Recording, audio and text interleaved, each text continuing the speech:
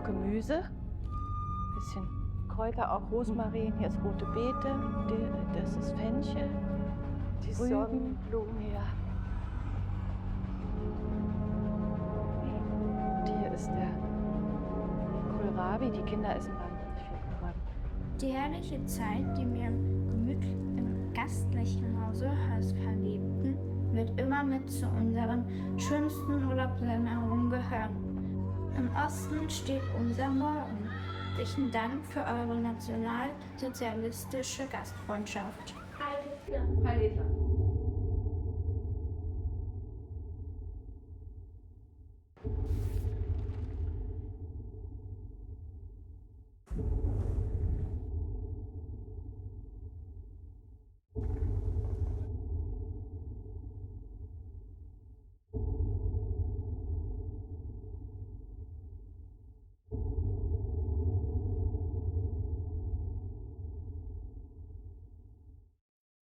Hello there. Have you fallen into an open manhole recently? Do you find yourself in the company of strangers? Well, then you might very well be in the feature underground. My name is Hunter Lanier, and I am once again here in this new underground, one might say velvet underground. Today I'll be reviewing Jonathan Glazer's The Zone of Interest. Jonathan Glazer is one of the more interesting directors out there because he seems to be in a world of his own.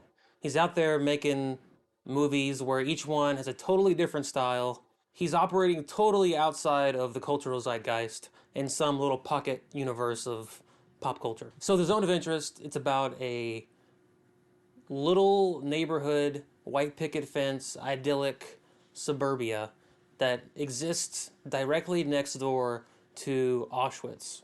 And in this little neighborhood, there lives the Nazi officers that work at Auschwitz. And you follow specifically one of them and his family and their day-to-day life. I love when a movie takes a well-worn subject, in this case World War II, and manages to somehow find a different angle and a new perspective to tell a story in that event. What this movie really is about, and I actually wrote this down, I wrote down the banality of evil. And then as I was preparing this, I was like, why does that sound familiar? There was actually a book written in 1963. The book is called Eichmann in Jerusalem, A Report on the Banality of Evil. And The Zone of Interest is about the banality of evil. What the movie does is it strips down all of the layers of pageantry that have been building up through decades of Hollywoodification of World War II. And it portrays its Nazis not as over-the-top, ridiculous, Raiders of the Lost Ark, melting faces, supervillains.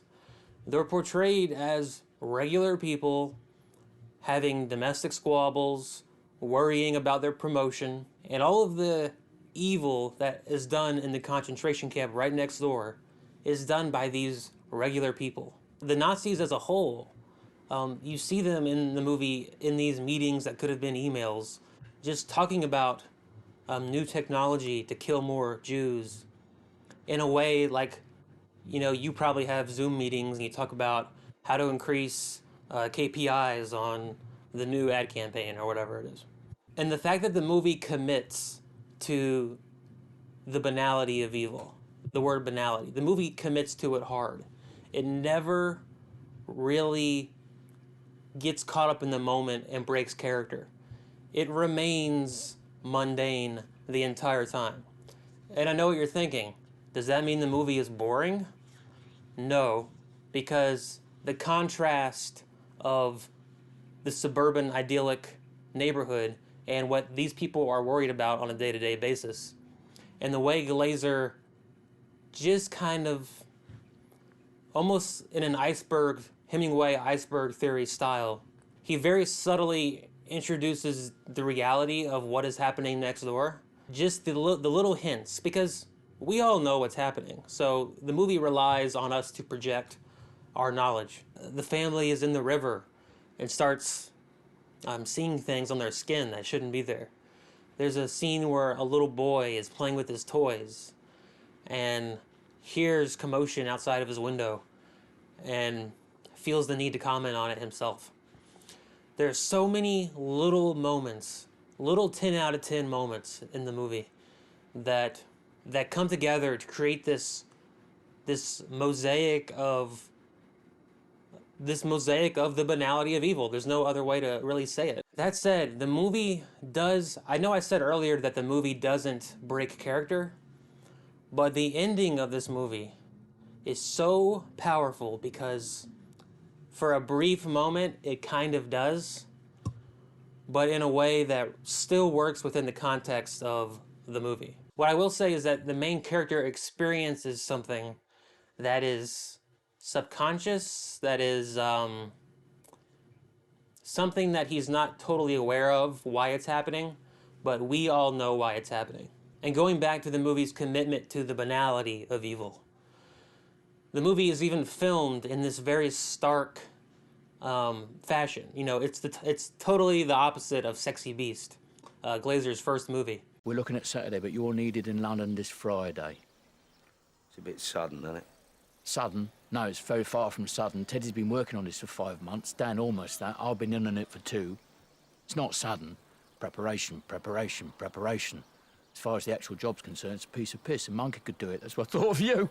You know, there's all these interior shots where it almost reminded me of a found footage, like a Paranormal Activity, where the camera is just sitting in corners of rooms, and then every time someone walks into a new room, it just cuts to the other camera. It also has a little bit of like a, you know, if Wes Anderson had a really bad day, this is the kind of movie he would make. There's a lot of symmetry and a lot of the house that they're in feels like a dollhouse. Even when they're outside and you see some of the best imagery in the movie is when you see in the background, you see the exhaust coming out of the in the fumes coming out of the ovens of Auschwitz. And in the foreground, it's just perfectly manicured lawns, very clean people walking around, having conversations and gardening and having tea. And even that kind of contrast looks like a Wes Anderson dollhouse kind of setup. You know, the only thing I remember from all my years in the public school system is something I learned in kindergarten, and that is 1 dot does a lot. And this movie is a perfect example of less is more, of making you feel things. And again, going back to that Hemingway iceberg strategy of just giving you just enough to fill in the rest of the blanks on your own. This movie does that better than any movie I have seen in recent memory. I loved The Zone of Interest. I think it portrays what evil is in the most honest way you can. That in real life, evil is just people making decisions. Evil decisions, but they're just decisions. You know, in real life, there's no one with a big golden glove with stones on it. There's no dude in a big black head-to-toe scuba gear with a red flashlight. It's just people who are making decisions in boardrooms to benefit themselves and to the detriment of others. This is one of my favorite movies of the year. Jonathan Glazer once again proves himself to be someone who's actually interested in taking risks. You know, this is someone who does not care about what's popular at the moment. He's not jumping on any bandwagons. Like I said at the beginning, he's in this little pocket universe of pop culture, doing whatever the hell he wants. Well, those are all the brain thoughts I had on the movie. If you've seen the movie, comment below with your thoughts. I'm very interested. This is one of those movies I look forward to rewatching and finding more nuances within it. So let me know what you thought, what you noticed in the movie that I didn't catch, or some other angle on it. Let me know what you thought about my thoughts. Disagree, agree, do whatever you want. Free country. If you liked the video, go ahead and give me a like. Subscribe if you so choose. If there are any movies you would like me to review, put that in the comments as well. And in closing, I just want to remind you, as always, that every day underground is a good day.